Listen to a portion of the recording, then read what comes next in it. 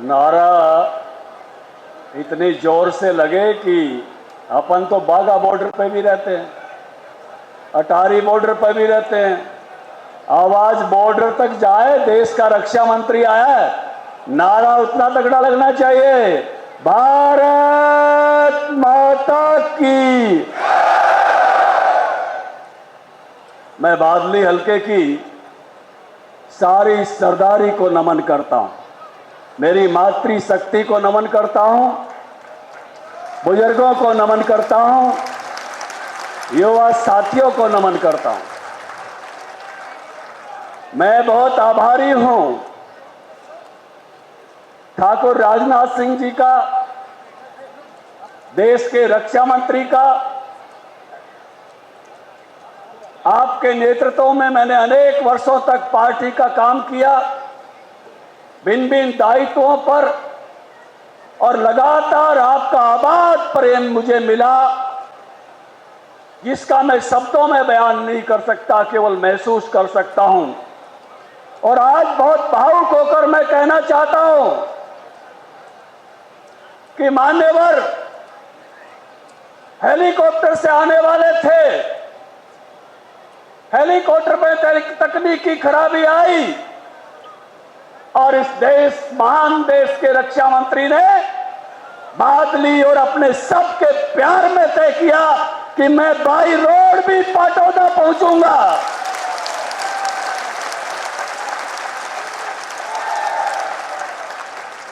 मैं चाहूंगा एक बार इस प्यार के लिए खड़े होकर ताली बजाएं, अभिवादन करें माननीय ठाकुर राजनाथ सिंह जी का।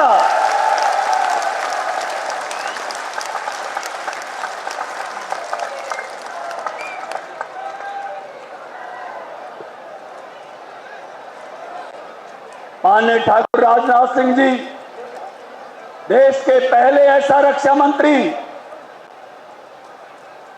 जब बोलते हैं तो चीन भी कान लगा के सुनता है, पाकिस्तान भी कान लगा के सुनता है, अमेरिका भी कान लगा के सुनता है कि भारत का रक्षा मंत्री ठाकुर राजनाथ सिंह जी आज किस तेवर से और किन शब्दों में बोल रहे हैं।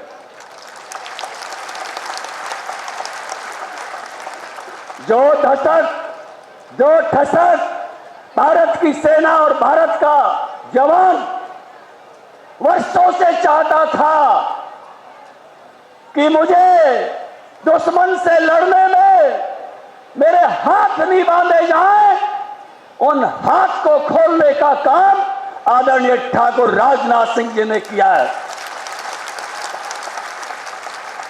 जब पाटौदा के छोरे को, लोहारी के छोरे को, माथरोली के छोरे को बॉर्डर पर गोली गिन के नहीं चलानी पड़ती, अब यूं चलाता है, यूं।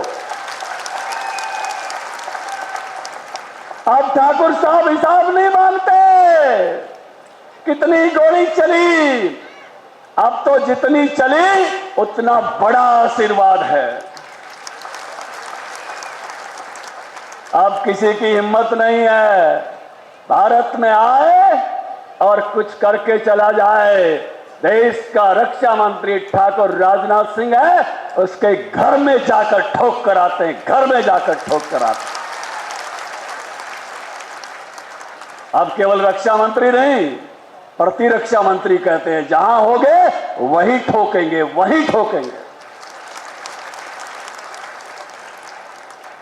ये एग्रेसिव रक्षा की नीति आपके नेतृत्व में बनी है और आज आप हमारे बीच में पाटौदा में पहली बार नहीं है भाई, कुछ महीने पहले पृथ्वीराज चौहान, एक ऐतिहासिक पुरुष, हमारा प्राचीन इतिहास, गौरवशाली इतिहास, उसकी प्रतिमा का अनावरण करने के लिए कुलाणा चौक पर आए थे, तब भी आपने ऐसे ही भव्य स्वागत किया था। और अपने लिए तो बड़े शुभ हैं, 2014 में आए थे और आपा चुनाव जीते थे और ये फिर आए हैं।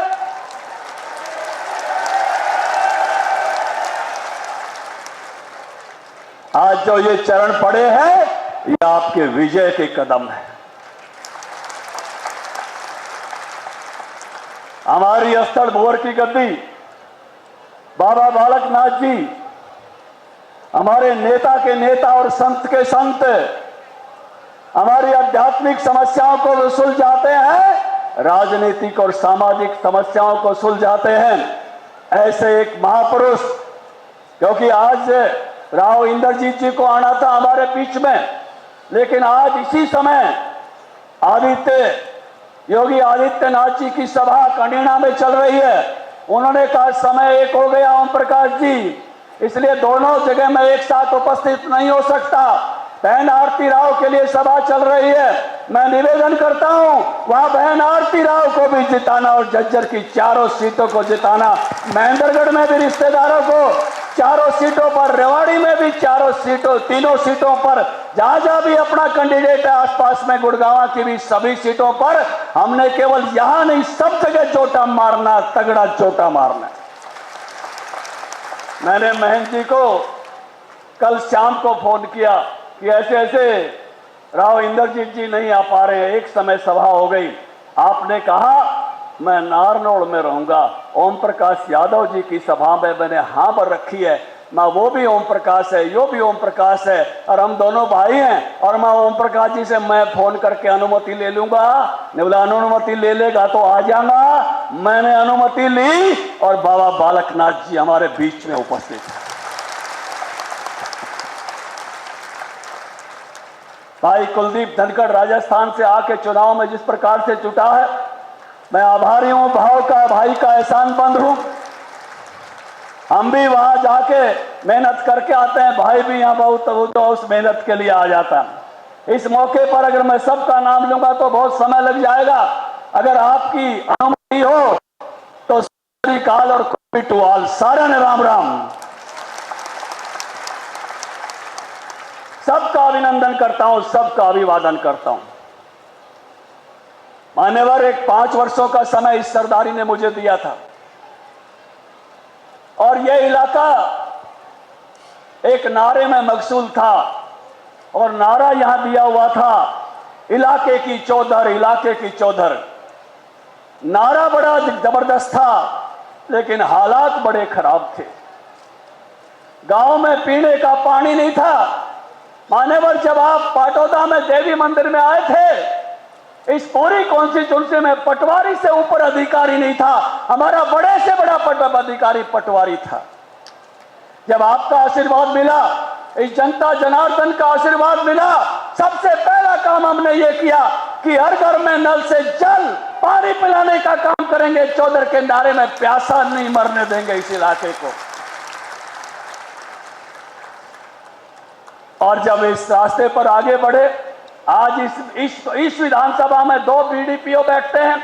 आपके इलाके में माचरौली में बैठता है, उधर बादली में बैठता है, बादली में तहसीलदार भी बैठता है, एसडीएम भी बैठता है, डीएसपी भी बैठता है। आपके आशीर्वाद से इतिहास लिखा गया कि एक ही समय में एक गांव को पीडीओ, ब्लॉक, तहसील और सब डिवीजन सब बना दिया गया आपके आशीर्वाद से। मेरा राजपूत समाज यहां आस पास है। माननीय ठाकुर राजनाथ सिंह जी बेटियों को पढ़ाना तो चाहते हैं, दूर नहीं भेजना चाहते। इन्होंने कहा हमारी बेटियों के लिए कॉलेज यहीं बनवा दो। जितने भी सरकार के नोरम थे वो नोरम यहां कॉलेज बनने के खिलाफ थे। पटौदी में कॉलेज, गुरावड़ा में कॉलेज, लेकिन मैंने कहा मेरा समाज चाहता है सारे नॉर्म्स की उल्लंघना के साथ कुलाड़ा में बेटियों का कॉलेज बनाने का काम किया। पाटौदा के मेरे यादव भाइयों ने कहा सांस्कृतिक स्कूल में पढ़ाई अच्छी होती है। जिले में एक पहले से बना हुआ था। इन्होंने कहा हमें चाहिए, हनुमान जी यहां मंच पर थे। मैंने कहा सारे नॉर्म तोड़कर दूसरा बनवाऊंगा और पाटौदा की बिल्डिंग जाकर देखिए कितना शानदार सांस्कृतिक स्कूल यहां बनने लग रहा है। ये सब आपके आशीर्वाद से हुआ। केएमपी जिस पर आज लोग चलते हैं, 14 से पहले केवल नीलगाय घूमती थी। महाराणा प्रताप यूनिवर्सिटी का, हॉर्टिकल्चर यूनिवर्सिटी का रीजनल सेंटर रैया में बनवाने का काम किया। पाटौदा में खरीद शुरू कराई, ढाकला में खरीद शुरू कराई, बादली में खरीद शुरू कराने का काम किया, मुनीमपुर में एक्सीलेंसी सेंटर लेकर आए फ्लोरिकल्चर का, एनसीआई बना और काम करना शुरू हुआ, आयुर्वेद का नेशनल लेवल का सेंटर बना और काम करना शुरू हुआ।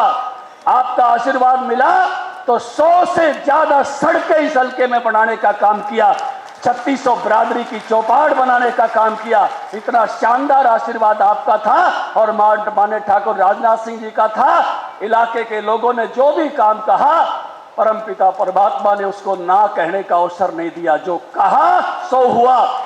एक आदमी ने बड़ी अच्छी बात कही कि ओम प्रकाश धनखड़ जहां जाके बोलता है उस जगह पर विकास कार्य उन 5 सालों में हुआ है जब बादली ने उसको प्रतिनिधि बनाया था, और कांग्रेसी भी वही जाकर बोलते हैं जहां ओम प्रकाश धनखड़ का किया हुआ काम है, नकार नहीं सकते। या राव तुलाराम की प्रतिमा की छत्र छाया में, चाहे प्रतिमा लगने में आपने भूमिका अदा करने का दायित्व दिया हो, ये पंडाल जिसके नीचे हम ये व्यायामशाला जो बनी है यहाँ पर, चाहे ये वाली बात हो, ये स्टेडियम का डेवलपमेंट की बात हो, चारों तरफ नजर फैला के देखोगे तो हर काम आपकी इच्छा और आपकी आदेश से हुआ। ठाकुर राजनाथ सिंह जी को मैं देखता था, इनके दिल में किसानों का दर्द, एक एक फसल खरीदी जाए। जब आपने मुझे कृषि मंत्री के नाते आशीर्वाद दिया, क्या आपकी एक एक फसल खरीदी गई या नहीं खरीदी गई?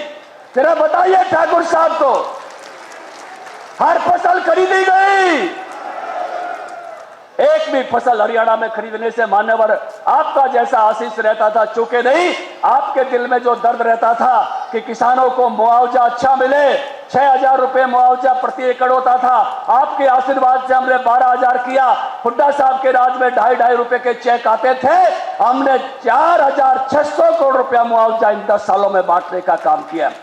मुझे याद था, मैं किसान मोर्चा का काम देखता था मान्यवर के साथ, आप बार बार कहते थे ओम प्रकाश एक फसल बीमा की अच्छी योजना बननी चाहिए, 7 साल का औसत निकालो। हम बार बार बैठते थे, आप जब दिल्ली में और हमने हरियाणा में काम किया, फसल बीमा की योजना लेकर आए और उस फसल बीमा की योजना से हरियाणा के किसानों को 8000 करोड़ रुपया आपके खाते में गया। 12600 करोड़ रुपया दोनों का आपके खाते में गया है।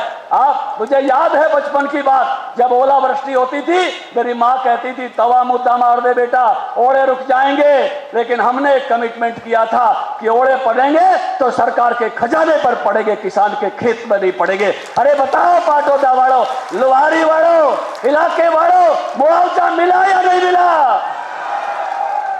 ओड़े पड़े तो सरकार के खजाने पर पड़े, आपके खेत में नहीं पड़े। ये कमिटमेंट जो हमने किया था करके दिखाया। एक बार बार की टीस थी, वर्षों की टीस थी।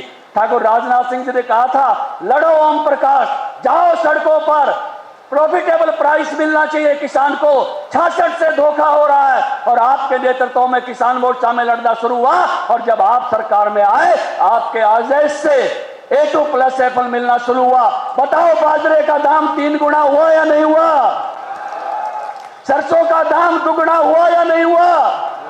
गेहूं और धान के दाम 60% बढ़े या नहीं बढ़े? अरे हमने इस प्रदेश में नहर टूटने का मुआवजा, ड्रेन ओवरफ्लो होने का मुआवजा शुरू करा दिया। सारी बातों की चर्चा करूंगा तो बहुत लंबी हो जाएगी।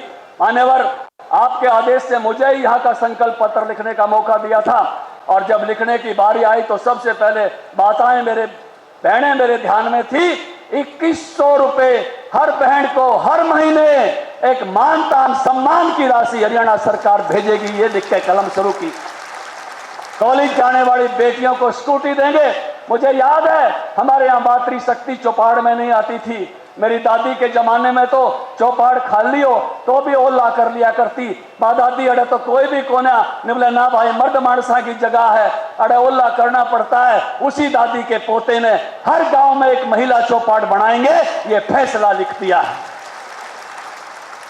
ये लिख दिया है कि MSP हर फसल खरीदी जाएगी, हर अग्निवीर को आते ही हरियाणा में नौकरी दी जाएगी, बिना खर्ची पर्ची के 2 लाख नौकरी दी जाएंगी। और ये जो आसपास का इलाका है, ऐसा हब पैदा करेंगे। CLU से थोड़ी ढिलाई हुई है, और NOC वाला सिस्टम अगर आगे बढ़ा गए तो फिर से यहां भी रोजगार सर्जन इतना होगा कि एक भी आदमी इस इलाके में बिना काम धंधे के नहीं रहेगा। आपकी रेल के लाइन के साथ साथ हाल्ट बनने की आपकी कुलाने की जो इच्छा है वो भी दिल में है, केंद्रीय नेतृत्व के सहयोग से पूरा करने का काम करेंगे। केवल इतना ही नहीं है कि एमपी के साथ साथ जो ऑर्बिटल ट्रेन आ रही है आगरा से लेके और चंडीगढ़ तक की जो है वंदे भारत ट्रेन चलाने का काम करेंगे। अलीगढ़ की तरफ आपकी बड़ी रिश्तेदारियां हैं, ट्रेन में जाने में बढ़कर आसान काम हो जाएगा, रास्ता जोड़ के रख देंगे।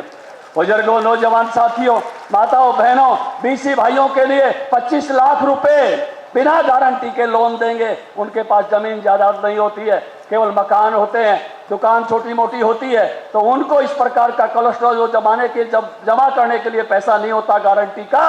और एससी भाइयों को 5 लाख मकान, लैट्रीन, बाथरूम, रसोई फिटिंग के साथ देने का काम करेंगे। कोई झंझट ही नहीं छोड़ेंगे। इतना अच्छा संकल्प पत्र लिखा, कांग्रेस वाली घोषणाओं में लोगों ने स्वाद ही नहीं आया। वो प्लेट न्यूज सरकार दी दूर, आज कांग्रेस ने दूसरी सब्जी बना के परोसी है, स्वाद उसमें भी नहीं आना। आज नया घोषणा पत्र जारी किया, दूसरी बार घोषणा पत्र जारी किया है, लेकिन आपने जो काम सौंपा, आपके आशीर्वाद से नेतृत्व ने जो काम सौंपा उसको पूरा करने का दायित्व भी आप सौंपेंगे।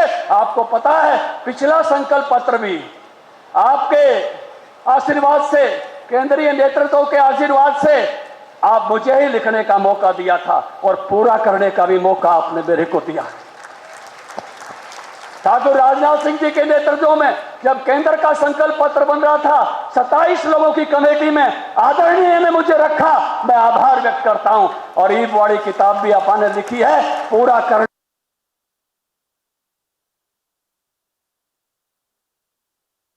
ना बाबे दी फुलकर पा, ऐसा ही मिलेगा, ऐसा आपका आशीष मिलेगा, ऐसा मुझे भरोसा है। इन्हीं शब्दों के साथ मैं सारी गैलेक्सी जो सरदारी मेरे इलाके की बैठी है, मेरे सामने जो सरदारी बैठी है, उसका आभार व्यक्त करते हुए, धन्यवाद करते हुए अपनी वाणी को विराम दूंगा और बुलाऊंगा बालकनाथ जी को कि वो भी आए और हमको आशीष दें। और बाद में हम ठाकुर राजनाथ सिंह जी का एक एक शब्द, जहां चीन भी, जहां पाकिस्तान भी कान लगाए सुनेगा, अपने भी एक एक शब्द सुन के और फिर हमारी जनसभा से अपने अपने क्षेत्र में निकलेंगे।